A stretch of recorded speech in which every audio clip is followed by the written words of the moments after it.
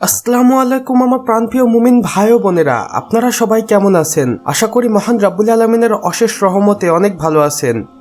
বন্ধুরা, আপনারা সর্বদাই মহান রাব্বুল আলামিনের অলৌকিক এবং কুদরতের ভিডিওগুলো দেখতে সবচেয়ে বেশি পছন্দ করে থাকেন।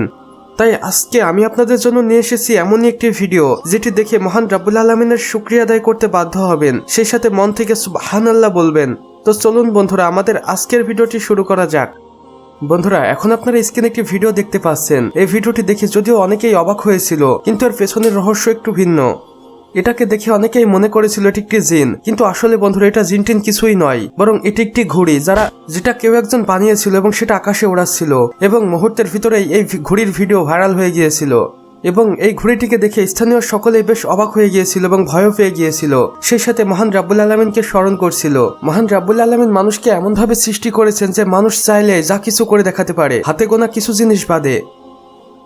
বন্ধুরা, মহান রাব্বুল আলামিন আমাদের পৃথিবীতে বিলিয়ন বিলিয়ন মানুষ সৃষ্টি করেছেন, এবং এই মানুষগুলোর ভিতরে সকলেরই চরিত্র আলাদা এবং চেহারাও আলাদা। সেই সাথে মহান রাব্বুল আলামিন এমন কিছু মানুষকে সৃষ্টি করেছেন যাদের দেখে আমরা অবশ্যই মহান রাব্বুল আলামিনকে স্মরণ করতে বাধ্য হই। যেমন এই মানুষটিকেই দেখুন বন্ধুরা, যাকে মহান রাব্বুল আলামিন কত ওজনদার করেছেন।